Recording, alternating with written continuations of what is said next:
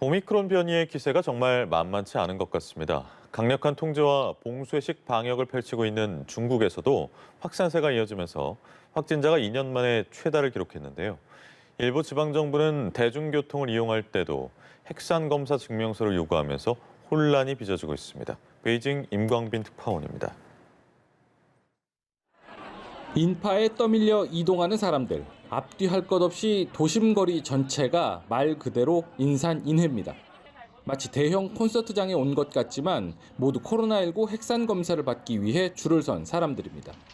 중국 남부 광둥성의 선전 씨가 최근 48시간 이내 핵산 검사 결과가 없으면 버스와 지하철 등 대중교통을 이용할 수 없도록 하면서 빚어진 일입니다.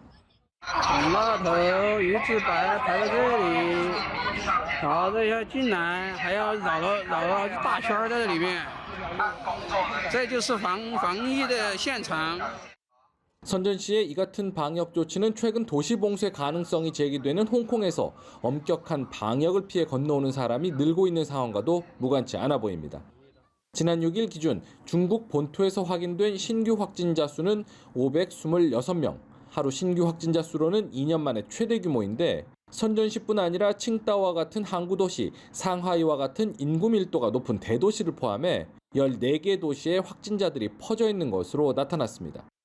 중국 당국은 이 같은 코로나 확산세 속에서 방역의 일상화를 계속 유지하겠다는 입장입니다. 지금의 제로 코로나 방역 정책을 계속하겠다는 뜻을 재확인한 겁니다. 중국의 관변 매체들도 전문가들의 말을 인용해 제로 코로나 정책을 완화하면 중국의 감염자가 1,000만 명을 넘어설 것이라며 정부 방침에 호응했습니다. 다만 통제식 방역에 따른 피로감 상승과 경기 침체 우려도 크다면서 일상이 단절되지 않는 정밀한 방역 정책이 필요하다는 목소리도 함께 전했습니다. 베이징에서 연합뉴스TV 임광빈입니다.